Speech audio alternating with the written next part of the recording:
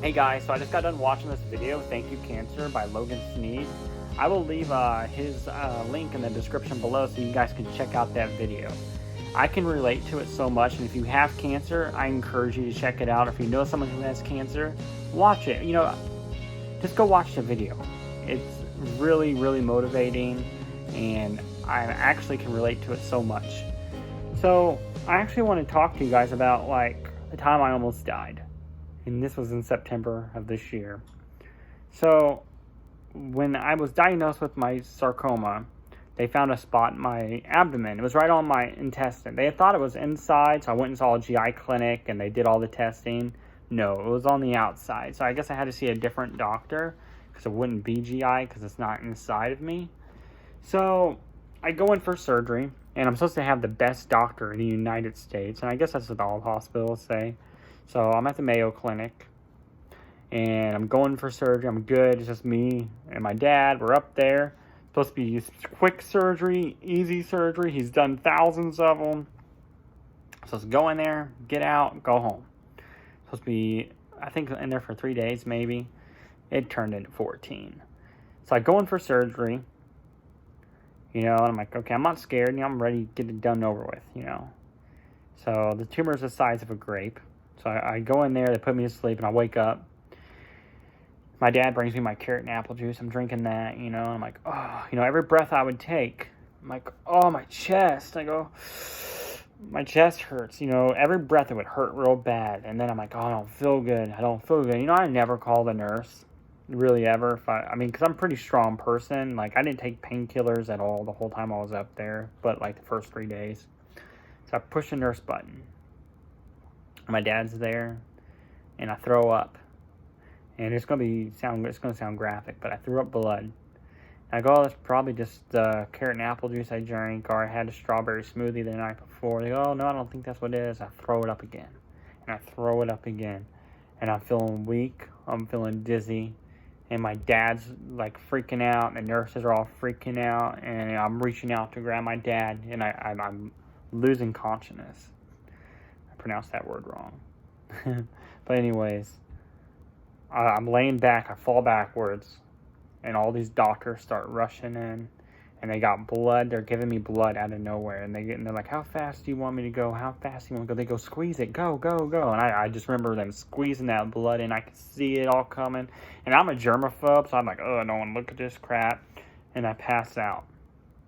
It was September 24th, or 23rd, or 24th. I woke up a whole day later to my whole entire family being there. I'm like, did I die? What's going on? My brother's crying, my mom's crying, my wife is there, and she's freaking out. Everyone's freaking out. My dad's like, we about lost you, and it's just crazy to think that would have been it. That would have been my day. So I promised myself every day I wake up from that day forward, I will not take any day for granted. Because you don't know when your last day could be. You go in for a simple surgery and then you can possibly die. That sucks. So, I'm in the hospital, recovering, and I'm not bleeding out no more. It's okay, so I'm on a liquid diet, so I'm doing just fine, I'm going to the restroom okay, eating okay, and then I eat a solid food. And here's what happens. 6 hours later, I start throwing up bile. And if you ever seen Scary Movie with The Exorcist, and they're throwing up the green stuff, and I'm sorry that this video sounds disgusting, but it looked like that. It was green, coming out my mouth, and they bring a bucket over, it's all over my bed sheets, it's filling out the bucket, and it's coming out my nose, my mouth, and it's bile. And I go, get it away from me, I'm going to puke more, it stinks, I'm just throwing up. And they go, well, we don't know what happened. So I jump back to a liquid diet, I'm eating fine, I'm like, okay, I'm okay now. So I eat hard foods again, and 6 hours later, start throwing it up again. And that's not good. So they could not figure out what happened. And so I'm back on it. They keep doing it over and over. They put me on a soft foods diet. Finally I was able to go back to the hotel. And I didn't feel good at all that night. You know, I'm laying there, I go, I'm going to puke. So my wife grabs a bucket, I throw up. I go back to the emergency room. I get checked back in the hospital at Mayo Clinic in Rochester. They go, oh, I thought you were done. You're back. And they go, well, we don't know what's wrong. Send me down for a few scans. They go, looks like you have an obstruction in your bowel. You're going to possibly need another surgery. So that's going to be 3 surgeries in 1 week. It's like, what the hell is going on? You know, I thought I had the best surgeon in the United States, and I'm at one of the best cancer hospitals in the world, and you almost kill me, and now my bowel's obstructed. Why? You know? And you know what they said? Every doctor that came in, you know what they said? And it made my mom mad. Like, I don't have a crystal ball to give me the answers. What the hell do you mean you don't have a crystal ball to give me the answers? Like, why would you say that? That's so stupid and rude. So, they don't know what's going on. They know there was an obstruction. So, they put me on Reglan. And I do not recommend anybody take that. I mean, if you have to, do it. But it made me sleep all day long. And I don't like that. It made me tired. But it fixed the problem. It cleared up the obstruction in my bowel, and I was able to eat normal foods again. And when I was on a plant-based diet for 3 months, 100%.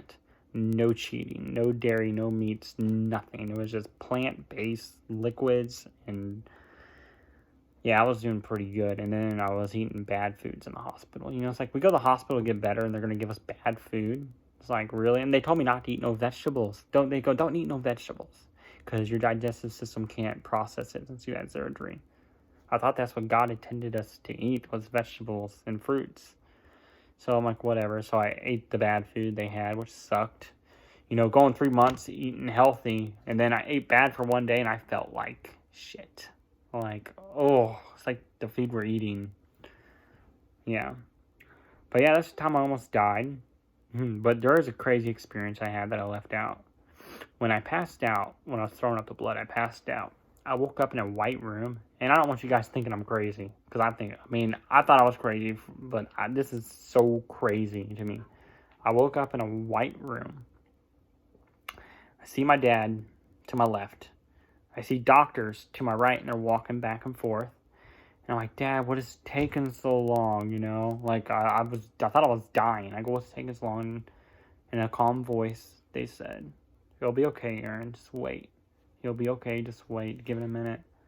And I woke up, and my family was there, and I was so happy, you know. At first, you know, I thought I died, but I was really happy to be there. You know, and I forgot, but I don't know how I forgot this, but they gave me ketamine out of nowhere. They just stuck it in my neck, and I've never done drugs in my life. Never been high.